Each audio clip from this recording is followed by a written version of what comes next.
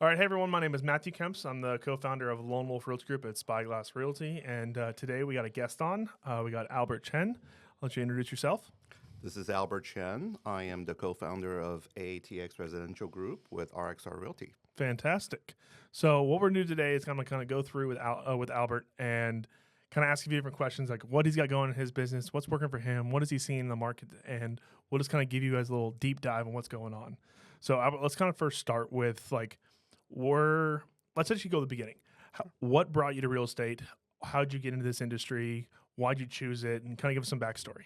Sure, sounds good. I have been a real estate investor for over a decade before I got and became a realtor. And my background is I'm a non-practicing lawyer, and I was a high executive at a publishing company and managing basically the whole company. We're doing about $30 million a year. So as an investor, I've often thought that there are a lot of coaching I need to implement with the realtor I'm working with in terms of how they market, how they negotiate. And I just thought with all my skill sets, why not do it myself? And that's why I'm here. So Love it.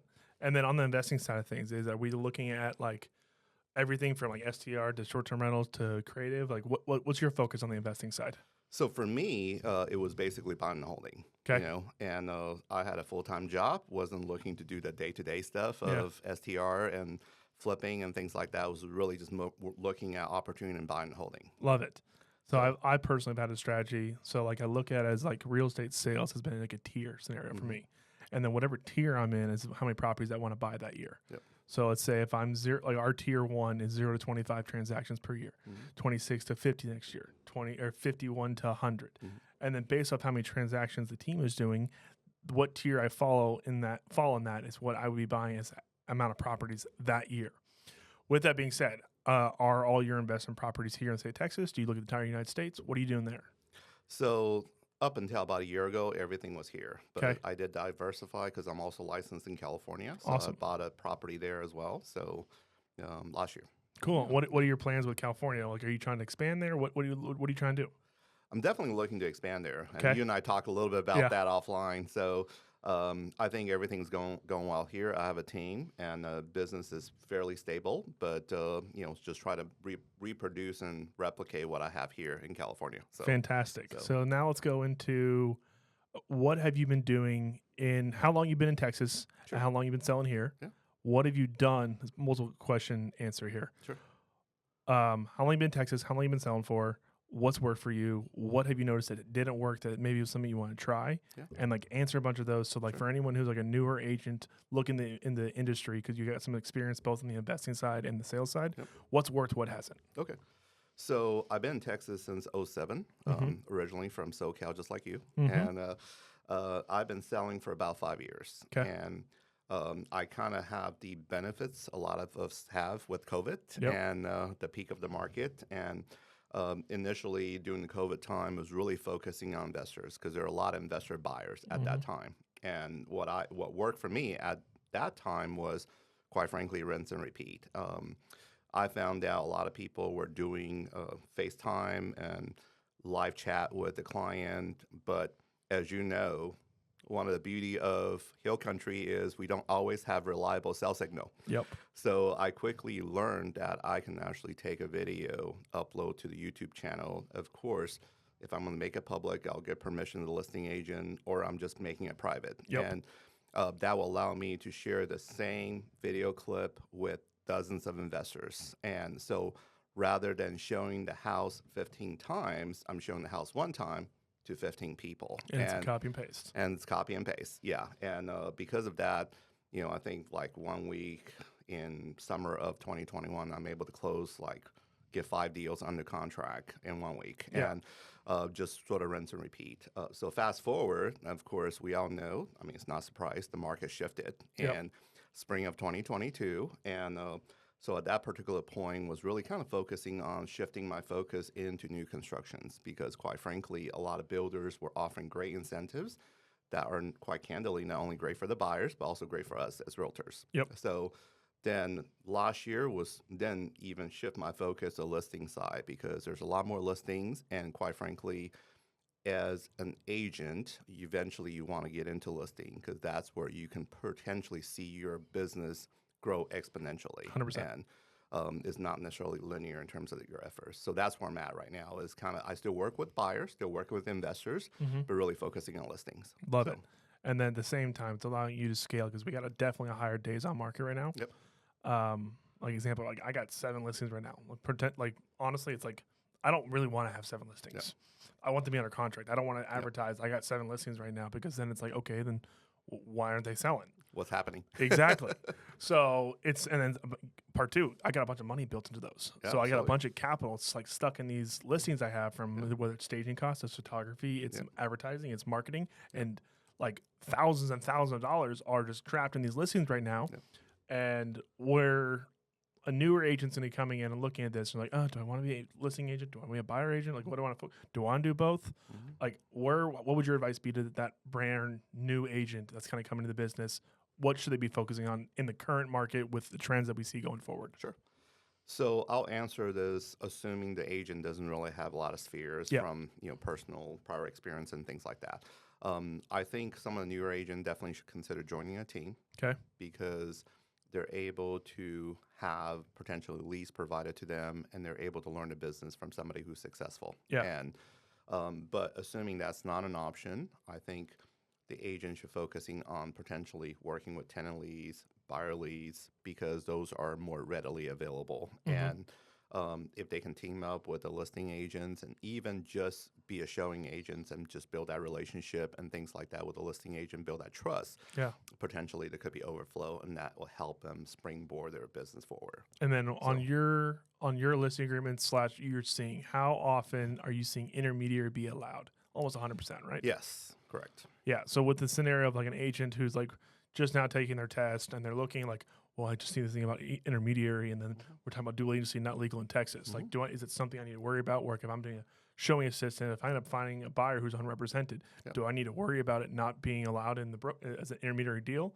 Just to give them a relief there, like majority of transactions we have, intermediary is allowed. It's definitely allowed because, I mean, first of all, that rarely comes up in the listing appointment with the seller. But assuming it does come up, my answer would be, it just help us to further expose your property to other agents, because you do not want your the buyers from my brokerage to not look at your listing because intermediary is not allowed. Yep. So, and then let's say this if a seller was looking at this and they're like, okay, now I'm concerned what intermediary is.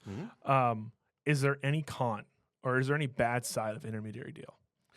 No, I mean, I think if it's done correctly, there's no downside. Because obviously the concern would be that, for example, if somebody on my team were to bring a buyer, the concern the seller may have is like, am I divulging any confidential information to the team member who they will pass on to the buyer? Yep. But obviously we do have a duty to all parties. We have fiduciary duty to the seller. So that's not to say some agents don't cross that line, but I do believe that working with good agents like you and I, we're not in it for one deal. We're in it for a long haul. So our reputation is everything. 100%. So we're not going to mess that up. Ethics are my number one thing. Yeah, absolutely.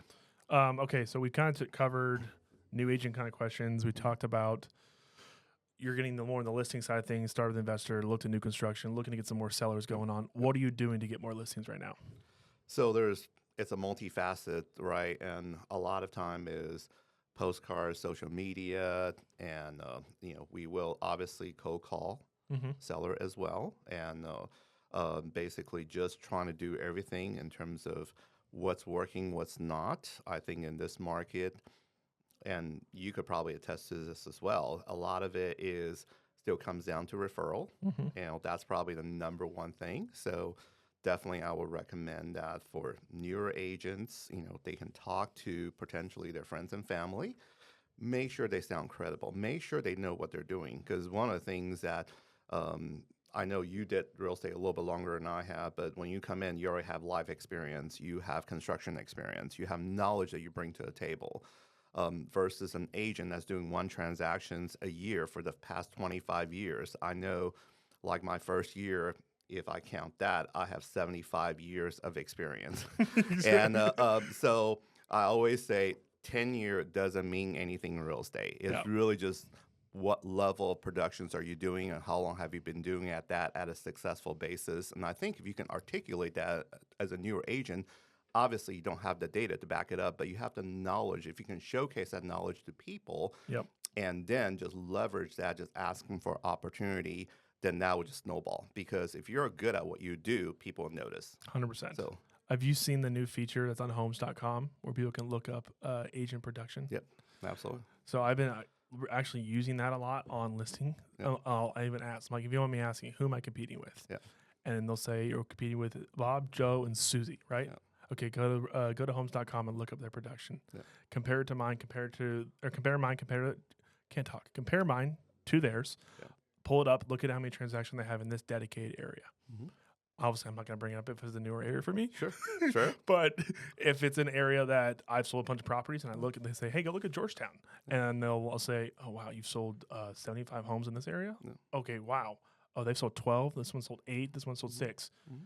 Yeah, so I have a lot of experience in this area. Like, sure, I don't want to just go out and brag and shouldn't say, here's everything I do. There's a special way of doing it, how you saying kind of showcase it. Mm-hmm. But that's definitely a tool I've been using a lot on listing presentations recently. Yeah. I had a thought. I haven't used that, but that's great. I'm going to start doing that as well. Steal it. But the other thing, just kind of piggyback on what you said, is that I do believe it's okay to brag in a professional manner when you're at a listing listing appointment, because at the end of the day, we are there to sell their property. Yeah. We're not just there to list it. We're not just there to put it on the MLS. Any 100%. idiot can do that. The seller don't need And us to do nor that. do you or I want to do that. Exactly. So if we can't sell ourselves, how are we going to sell their property? Absolutely. I got another trick for you. I figured this one a few weeks ago. So, like, we all have these systems like Mojo or Vulcan for expired and withdrawals, right? Yep. Delete it. Yep. Get rid of it. If you go on the MLS and you set up a notification for when a property does expire. Okay. So you set your days up to 0 to 1 days on the expired on the left side. As soon as the listing expires, you have an email notification for a saved search sent to you.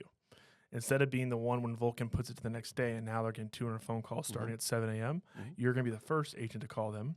And all you're going to do is skip trace their information on PropStream, whatever it is you use. Costs 12 cents. Yeah. Skip trace it. You're the first person to call them as soon as it expires. And it's with, hey, you know what? This is the conversation. Hey, you know what, Mr. Seller? I'm calling you out of blue. You don't even know who I am. And yes, I am a realtor. You got 30 seconds for my call. He goes, yeah, but I'm already with someone. I'm like, actually, no, you're not. Your agent just dropped the ball. Your listing is currently off the market. It's not being advertised. The listing did expire, and I want to do a service to you and notify you that it is no longer being there. This is the type of service I provide to my clients. We're very on top of it, and this is just a good example of like what we would do on a weekly market update for you, what we do on our advertising, what we do. We're very on top of it, so I'll make sure we use this as an example. Would you have 20 to 30 minutes for me to come by the house to kind of walk you through what our process looks like? My success rate's like 85%. That's awesome. Yeah. That's great to hear. So like if you want, that's another one to steal. That's really, really good. Yeah. I've only been doing that for a short time period. So my 85% is like, yes, it's only over 3 weeks, but it's 11 listing appointments. I've got 8 so far. That's great. Yeah. Yeah. So one of the things I do want to share with you, back on the tidbit that you give me, is that as a member of Awesome Board of Realtor, you actually have access to something called Forewarn. Okay. Do you know that? I don't. It's free. Okay. So go on your members portal, look up Forewarn. It will allow you to look up phone numbers if you type in the name and the city. Really? Yes. Wow. Game-changing events here happening on 2 Mats, 1 Market. And then you can actually download. There's obviously a desktop version. There's also an app. Spell that? Forewarn, FOREWARN. Yep, you got it. Okay, and then when you're on ABOR, where is it? If you're on MLS, on the additional links? I believe so. I think it's on my members portal, but I can give you more details on that. So very cool. I just have to look at it. So there you go. If you're a newer agent and you want to hop on in and you want to kind of steal the trick that Albert and I were just talking about, basically do exactly what I do with expired listings. So I'm the first one to call, but skip the process of paying for it. It's cheap. It's 12 to 16 cents for the lead, but instead you can use this app called Forewarn, and it's free if you're a member of ABOR. And if you have MLS, it's already included, so might as well. Exactly. Love that. Exactly. So besides the expireds, withdrawals, and all that good stuff, where to me that's like they're active sellers, they want to move forward, they want to sell their property. Clearly, their agent either failed or wasn't aware that's going to expire, which is again their own fault. Yeah. What other lead source are you looking towards to like really elevate yourself going forward?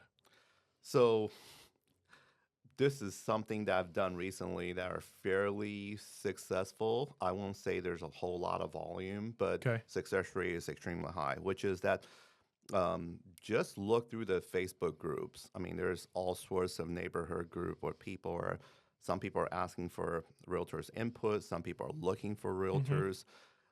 Don't be the one that says, hey, I am Albert Chen. I'm a realtor. I can help. Offer something substantial. Offer something that will help them. Are you doing that in a public setting on a comment I'm doing that on the comment, because like, for example, I just had a listing appointment yesterday, and the seller, she's in Huddle, and she was asking, hey, anybody knows anything about selling a property with solar? And I basically commented and say, hey, I've done about half a dozen solar deal just in the past 2 years alone. Do you own? Do you lease? Do you have a loan? And depending on that, we can talk about whether you are looking for the buyer to assume, whether you want to pay it off through the proceeds and all that good stuff. And she pretty much texts me, and I put down my name and number. So just feel free to DM me, text me, and she actually texts me and says, hey, this is so-and-so, and she posted anonymously. So That's awesome. No idea who that is. And she said, hey, I was the one who posted anonymously, blah, blah, blah. You look like you know what you're talking about. We schedule a call and then follow up with a listing appointment. And she basically said, hey, you're not making things up. You're very sincere in terms of what you're saying, in terms of the current market conditions, the challenge I may be facing with solar, and all that good stuff. So, so rather than the agent that's just going in and says, hey, I can get you X number of dollars for this listing, and nobody's ever going to assume solar, which is completely not true. I mean, it's rare, but it does happen. So a lot of it just comes down to marketing and communication. So. Agreed. Where do I go with this? Let's go with... Sorry, I got you. No, it's off good. Tangent. No, it's good. I like that because honestly, that's good to know, because I've always been the one that I've never really relied on that kind of stuff. Like, it's always there, and then you see 39 or 4,000 comments, and you're like, okay, cool. We got. You're not going to pick me and my one name, but to provide the value portion, like, duh, it's obvious I should have been doing that. Because you know a lot of stuff too. Because I mean, I think that's the danger of sort of commenting, and I don't always comment on things if I don't think I can offer value. It's just like pick me. I'm not going to do that. But by the same token, I will usually say if I can't offer value, I'll do that. The other thing is that if you have friends that are in the same group that are non-realtors, just ask them to tag you, because that's a lot more credible than you said pick me. You can have somebody else that speaks up and say, hey, Matt is an agent here and he's awesome and blah, blah, blah. Then you jumped in, then you offer value. That's even more compelling. Absolutely. So I'll jump in on that side. So like value stuff that we're doing right now, you may be already doing this. Just comment or just say if you already are. We're doing a bunch of B2B referrals. Okay. Yep. So basically what we're doing is we're scheduling time with our past clients to have an annual review. And on that annual review, we're then asking, hey, I know you have a great lender. Obviously, you have a fantastic agent, being me. But who's your go-to insurance? Yeah. I hooked you up with Becca Ponce last time. Are you still happy with her? She's fantastic. I'd still recommend her. Are you happy with her service? Who's your financial advisor? I did refer you to XYZ in the past. Are you still using them? If not, who are you using? Who are you happy with? Who, unfortunately, if you're going through divorce, who did you use as a divorce attorney? Who did you use? Has there been a scenario in your family with a probate? Who did you get your hair cut by? That's a really good one, by the way. I'll go into that in a second. Interesting. Okay. And there's all these different businesses that you can actually potentially be getting referrals from. Yeah. That it's more of a give, because that's a lot of things that we do, unfortunately. Insurance, we give it. Lending, we give it. Yep. We don't give on haircut, but hey, that's unfortunately, a different story. Actually, thank God we don't. But you basically create these relationships from the past client. They say, hey, here's who I use. Yeah. Create a list. I'm trying to get at least 4 financial advisors and 2 CPAs per week. Okay. Obviously, no, I can't send a single referral to every single one of those. Sure. And I'm going to hand select which ones I end up having a great relationship with, where I feel like you know your shit, you're on top of it, and at the same time, I feel like it's going to be a reciprocal relationship. Yep. So I got 3 or 4 I work with right now. It's going great so far. I've actually ended up creating this is an idea from Matt, who started this podcast. Not me, Matt Kirschling, lender. Understand. The other Matt. Yeah, the other Matt, 2 Matts, 1 market. Of these firms. Yeah. Financial advisor, insurance agent, realtor, mortgage. Yeah. We meet once a month at a set location that's usually predictable, whether it's for us, it's the third Thursday of every month. It's almost like a BNI. Exactly. Yeah. So the funny part, he has a BNI meeting before this one. Yeah. We go meet there. We'll go to Jack Allen's, typically off 360. We'll talk about what's going on. We have 15 minutes each to talk about what's going on in our industry. Then at the end of that, we say, hey, who can we refer out right now? And then we kind of just share our referrals inside that group. And I've got a ton of action from that. Let's go back to the haircut real quick. So haircut.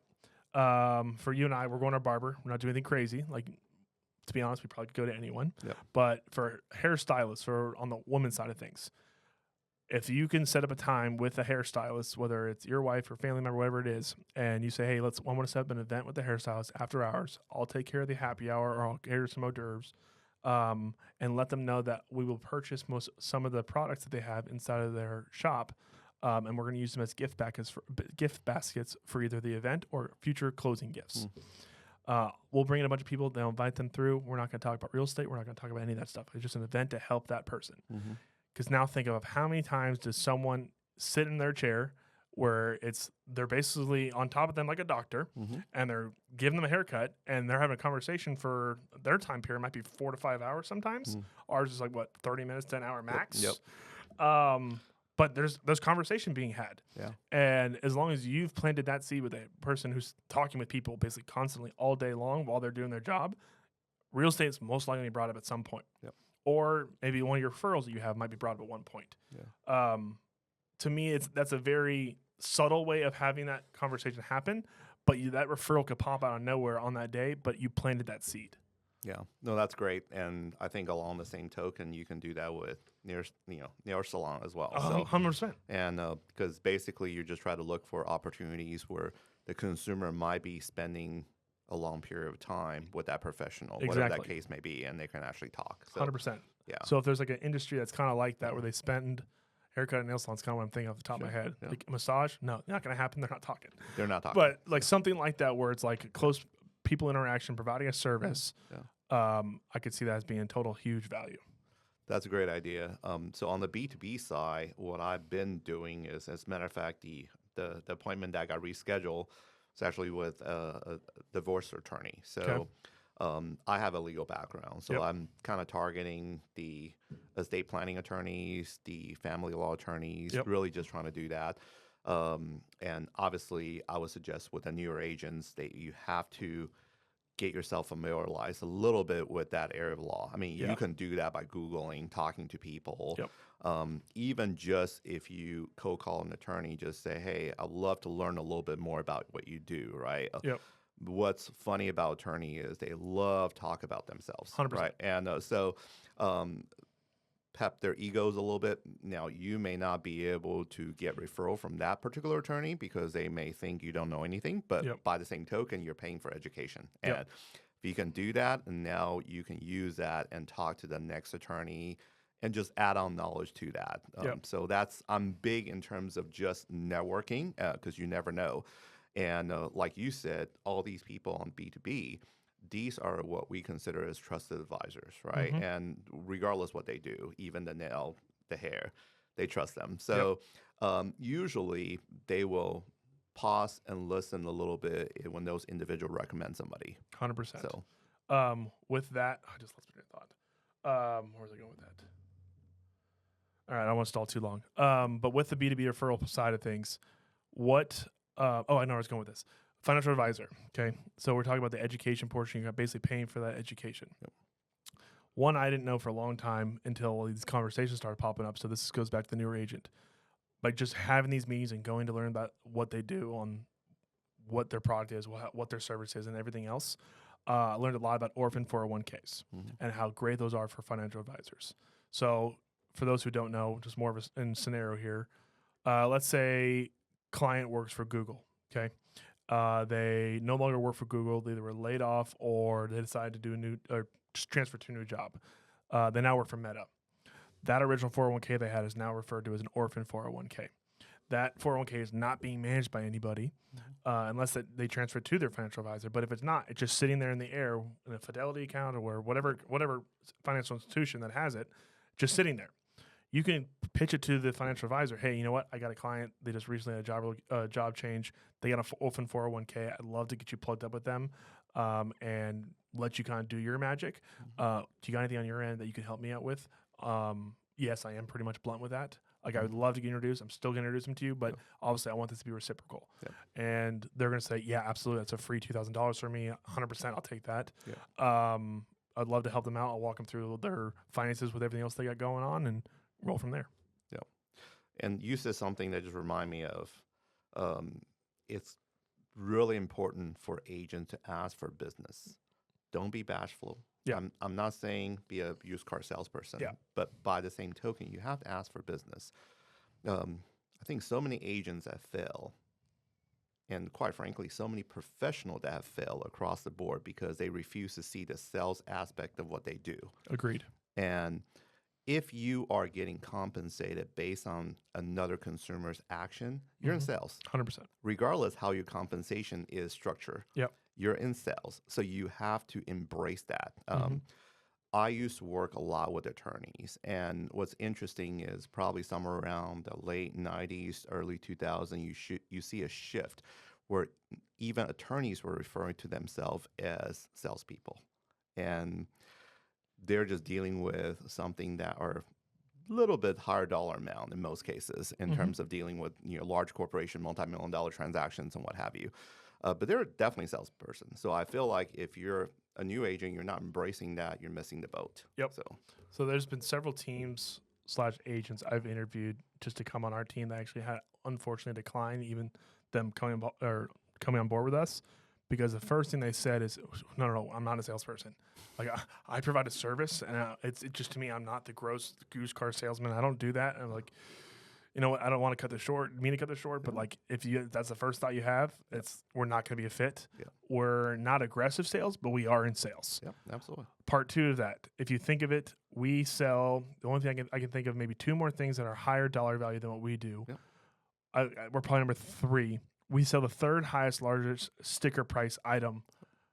So yes, there's a professional built into it. But then again, if we can have a streamlined process with a higher amount of units that are closed, we have potentially the third best opportunity to have the highest income possible, or the other two being business M&A, corporate jets, then houses. I'm trying. If someone thinks of something above those two, let me know. But in my brain, we have the third highest. So why not try to sell as many as you possibly can to help yourself and give yourself a better financial future going forward? And I think along that same token, the argument that I will make as to why Realtors matters, right, is because we are dealing with probably the number one largest asset that the consumer will ever own. In most cases, and unless you're owning a corporate jet or unless you have a multi-million-dollar business, which majority of Americans don't. Correct. So 99% don't. So it's very important to feel like you're hiring somebody who's competent, right? As somebody who has my JD, I passed the bar, and I'm always sort of offended when people says, well, I'm going to hire my cousin, and not really knowing the cousin's qualifications. You know what? If I'm being sued in a multi-million-dollar lawsuit, I'm not going to hire my cousin as a lawyer, even if he does have his JD. I'm going to look at my cousin to see what his production is and what his success rate is. And same thing if I'm having a heart surgery, I'm not going to rely on my cousin to do it just because he's a doctor. So I think a lot of people miss the boat when you're looking at a realtor.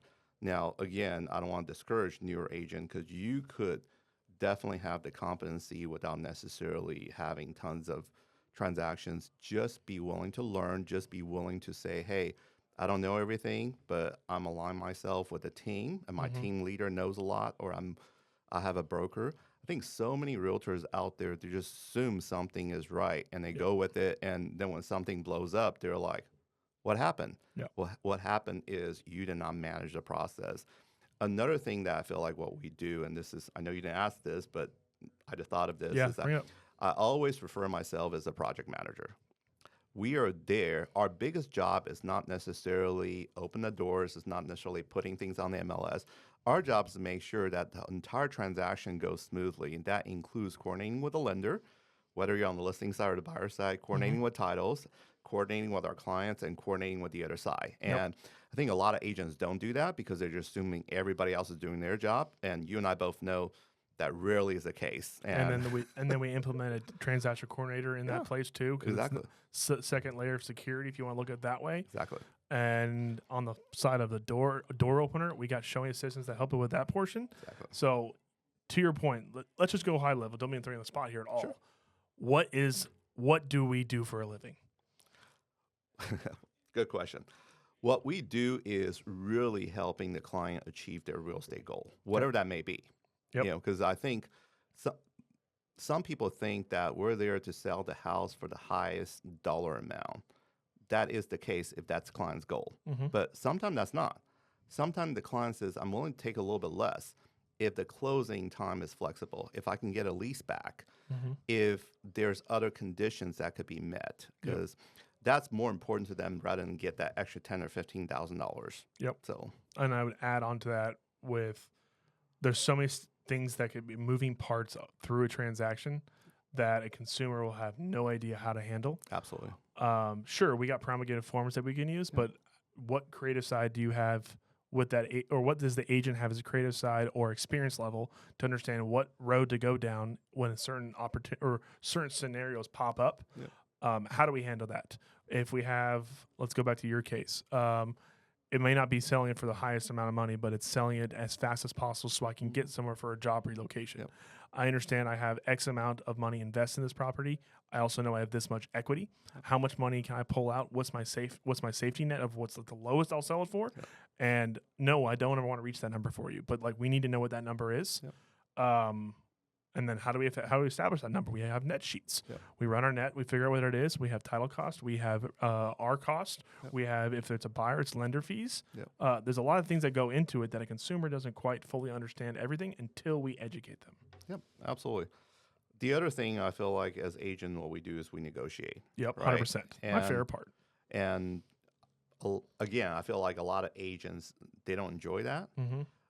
They're simply just a mouthpiece. They'll go to clients and says, hey, Matt, I got this offer for you. This is what the terms looks like. Well, how do you want to respond? And I always laughed at that response when the realtor says that. That's pretty much kind of like the doctor says, well, your cholesterol is a little high.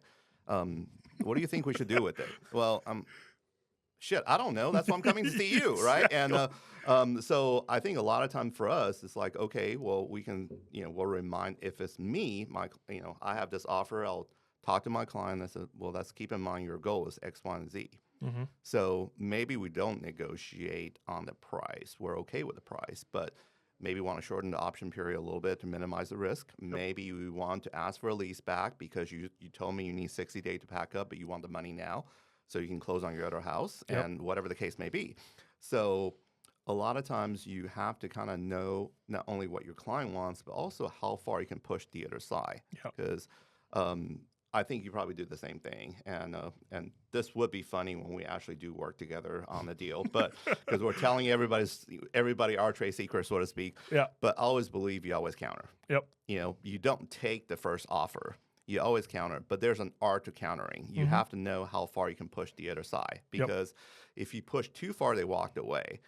You just accept that you're leaving money on the table, because nobody's going to come out and says, this is my highest and best. And when they do say that, unless it's a multiple offer situation. And we're in 2020, 2021. That might be different. But even when they do say it's multiple offer situation, usually that's BS, because nobody's going to come in and says, well, this is my best offer. And by the way, if you do counter and they walked away, they are not serious to begin with.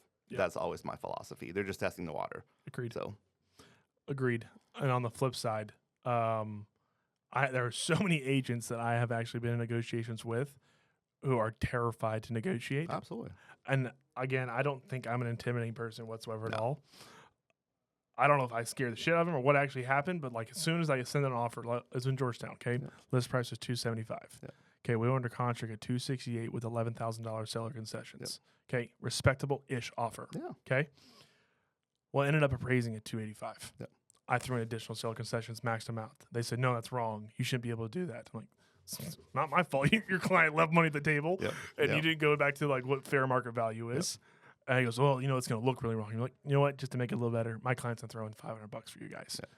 okay, you know what? Fine, I can get it done. Sure, it makes me look good. And the agent was worried about like making him like he was gonna look bad in front of his clients. Like, sorry, dude, I have a fiduciary to my client. My job is not to make you happy. No. And it got a little like ugly with that guy, but I just wanted to throw it back at him. I was like, dude, do you understand? Like, I don't represent you. I don't know why you keep coming back to me and telling me your story. Like, I want to keep a good agent relationship. I give two shits about what you feel. And I don't know. It was You're not paying me. Yeah, it was just a very different. It was. I don't understand where his logic came from. Yeah, I mean, I think is that part of the challenge. I feel like a lot of time the agents are uncomfortable with it is because again they don't see themselves.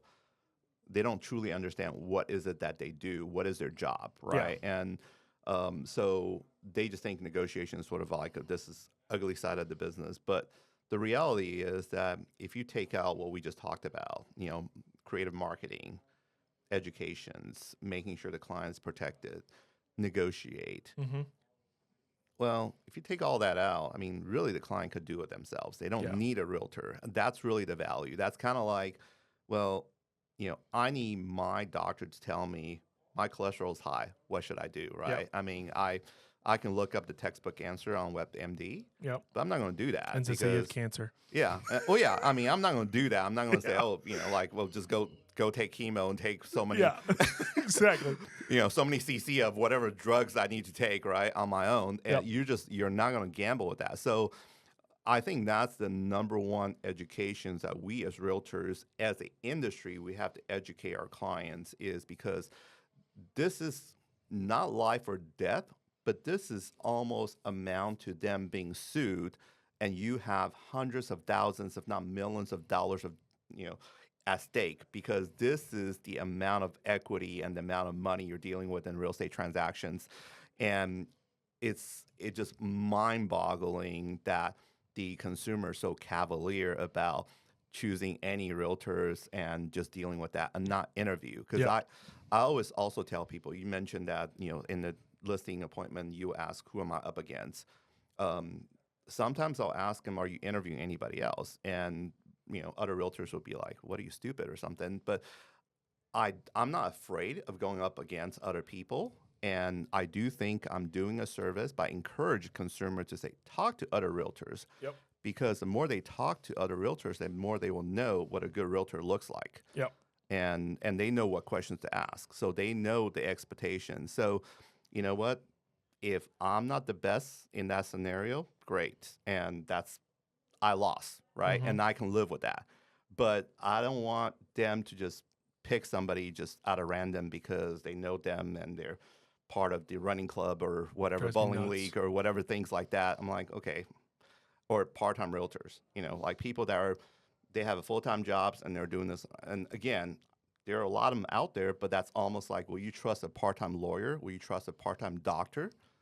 Then if not, I just ran in that why will you trust a part-time realtor? I just had to let go of an agent today. I found out he was doing it part-time. Yeah. I don't have a problem with it. Like, go do it part-time on your own time. If I'm dedicating time to you, no part-time here. Yeah. Okay, let's go last topic and we'll kind of wrap this all up. Sure. With the new changes that we have in place, are you seeing any pushback on sellers providing contributions towards buyer agent commission? Are you seeing commissions come in low, come in high? What do you see? So on my listing appointment with the sellers, pushback, no. Questions, yes. Okay. And I think there's a lot of education, and I always have to remind the sellers that commission is designed to incentivize behavior. I know some people are going to say, well, that's not how they do it in Europe. That's not how they do it in Asia. But unfortunately, that's the culture we built in. That's the bet that was made long night before you and I were born, right? Yep. So we just have to roll with it. So I always tell people, I said, well, okay, you want to incentivize the buyer's agent, that's how they make a living, to show your home. You want to put your best foot forward. Now, I am seeing on the buyer side, I'm seeing commission rate kind of come down a little bit because obviously the agent may use that as sort of negotiations when they're dealing with sellers. I think we're still too new to see what the long-term repercussion of that would be. Yeah. My guess is that we're still going to level out. I mean, as well as I do in Austin, we're not supposed to use word standard, but 6% is pretty common still. And my feeling is that we're probably going to end up somewhere between 5.5 to 6 when it's all said and done, depending on the listing, depending what the average is. what the average is, and also, quite frankly, depending on the purchase price, listing price, right? Yeah. If you're talking about $1 million, okay, 5.5 might be fair. If you're talking about 300,000. No, some people won't roll out of bed for that, right? 9. So Just kidding. so it's one of those things. So I think we're going to see the dust settle, and I believe we're going to end up in the average somewhere between 5.5 So to 6. in the current market that we're in now, with the days out market on the ones I have on the buyer side, let's just say, for example, actually that same one where I got all the seller concessions for the buyer, I threw a 4.5% commission in, and amended my buyer agent agreement to allow for it. I got 4.26. Random number, but I threw it in there. I said, hey, if you want the buyer to move forward, this is the agreement I have with him. I just negotiated the hell out of it and told the buyer up front. I'm going to steal that too. Yep. What I told the buyer what I was doing, I said, hey, you know what? The lead source that you came through, I have to pay a massive referral fee for. Obviously, I'm still going to want to help you and be your fiduciary, but just so I feel like I'm fairly compensated here, are you okay if I do this? And having the conversation up front with the buyer is a must. You cannot do it blindly because clearly, of course, technically the buyer is paying for the property. Their money from loan / their capital creates the equity. Because the equity is monopoly money until it's actual liquid. Have the conversation with them and say, yeah, it's no problem, dude. If you want to go do that, go right ahead. And I said, I'm still going to get you a scoring deal and see what happens here. And if the first thing they balk on is commission, absolutely, we're going to reduce it. Again, so the 4.26 and got a scoring deal. That's awesome. Yeah. So we're going to wrap it up there. Again, my name is Matthew Kemps. I'm the co-founder of Wolf Realty Group at Spyglass Realty. And Albert, what we do here is basically kind of like a call to action at the end. So if you are an agent, whether you're new, experienced, and you're looking for kind of a culture to be part of, you want to learn some of the things that I'm doing on our team, creative ways to increase your GCI over time and do either the same transactions or more, but make more money, I reach out to me. Let's have a time to have coffee or lunch, and let's go from there. Albert? Sounds good. Yeah, this is Albert Chen, co-founder of AATX Residential with RXR Realty. And I would say Matt is the only agent I've ever come across after doing about 300 plus transactions in the past few years that actually have some creative ideas of getting a deal done. So he's definitely the right guy to reach out to if you're looking to learn and just grow. Awesome. Really appreciate it. So thanks for having me. You bet. Thanks, everyone.